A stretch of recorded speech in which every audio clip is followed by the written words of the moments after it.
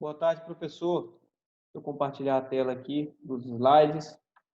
Aqui está, lista de exercícios do laboratório de cálculo. Meu nome é Mário. Aqui a gente tem o primeiro exercício, que eu não gravei antes. Eu estou gravando os dois ao mesmo tempo aqui. Aqui está a lista, as várias equações aqui para calcular o fator de atrito no escoamento. Aqui a gente tem o número de Reynolds, o diâmetro, a rugosidade. E para cada uma dessas linhas, cada um dos métodos. O primeiro fator da equação aqui, ó, calculado, e o fator de atrito logo depois. Para o método de Colebrook, eu fiz tentativa e erro. Fiz de uma forma que a gente alterando aqui a barra de rolagem, a gente altera esse fator, que seria, na verdade, os 4 últimos dígitos aqui. Ó.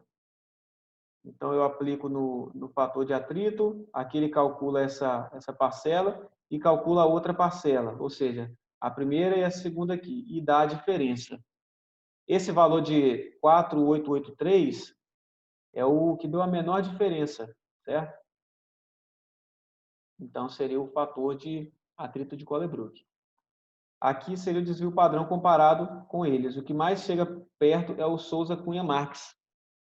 O Churchill fica mais distante. Então, tem escala de cor aqui, Souza-Cunha-Marx. É o que se aproxima mais do Colebrook.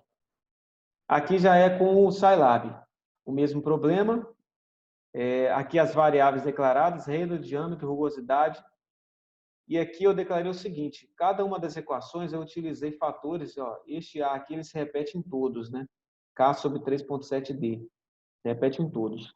Então, declarei uma variável para ele e o outro fator aqui da equação aqui para cada um, eu coloquei de acordo com a inicial.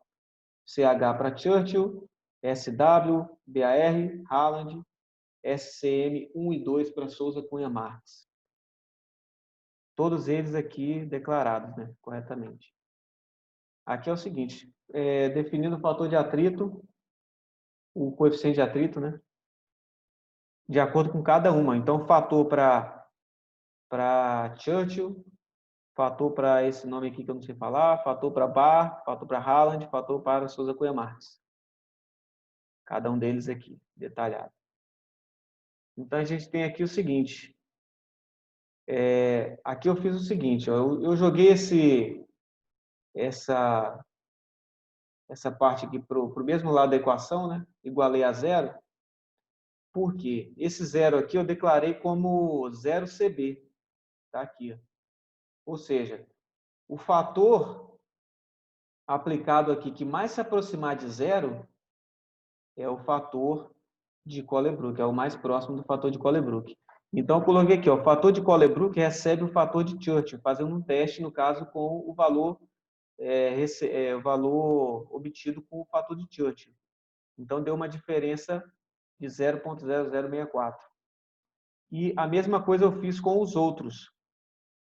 O fator de Colebrook recebendo cada um dos fatores encontrados e calculando esse zero, né? Ou seja, aqui vou jogar logo para o Souza Cunha Marx. Ó, quando eu coloquei que esse fator de Colebrook recebe o fator de Souza Cunha Marx, foi o que deu mais próximo do zero, ou seja, é o que estava mais próximo do fator real de Colebrook, certo? Então, o fator de Souza Cunha Marx aqui se aproximando mais.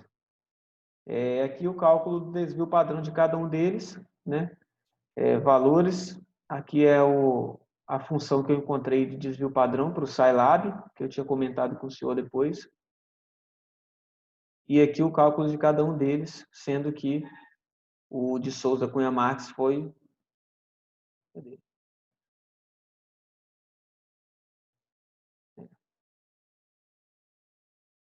Souza Cunha... Ah, sim, aqui é a comparação do Souza Cunha Marx com os outros, perdão. Aqui eu já fiz do Souza Cunha Marx porque é o que mais próximo, né? Então, comparei o desvio padrão dos outros fatores com o de Souza Cunha Marx, certo?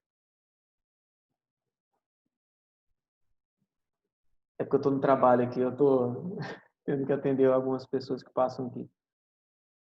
Então, aqui já é o outro exercício das temperaturas, né? Os dados, né?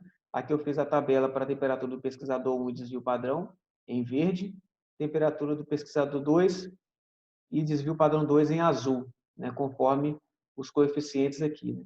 Aqui eu encontrei esse gráfico do Scilab, que eu joguei aqui no Excel, e fiz um gráfico também comparativo do desvio padrão. Né. O verde o pesquisador 1, azul o pesquisador 2. Logo mais eu explico esse gráfico aqui. Então aqui a gente tem o seguinte, ó, no Scilab, variável mês, dados de temperatura e a média de dados. Aqui eu coloquei os coeficientes de cada um deles, como A1 para pesquisador 1, A2, B2 para pesquisador 2. Aqui ignora que foi um errinho. Errei aqui na direção da barra aqui para comentário. A temperatura do pesquisador 1, aqui também eu errei algumas coisinhas e tal, cheguei até aqui. Temperatura 1, de acordo com a equação, consegui esta lista de temperaturas. E temperatura 2 é esta lista de temperaturas. E aqui para imprimir eu tive alguns problemas também, tal, alguns erros, mas consegui aqui no final. Imprimi o gráfico mês temperatura 1 em verde, mês temperatura 2 em azul, mês dados de temperatura em red mais, ou seja, aquele maisinho vermelho. Né? E aí eu cheguei neste gráfico aqui. Aqui. Né? Que mostra aqui o seguinte. O maisinho são os pontos, né, dados de temperatura no ano. E aqui a gente tem o verde como o pesquisador 1 e o azul como o pesquisador 2. A gente vê que o pesquisador 1 se aproximou mais com seus coeficientes do que o pesquisador 2. Certo? E é isso aí. Muito obrigado para o compartilhamento e finalizar a gravação. Valeu.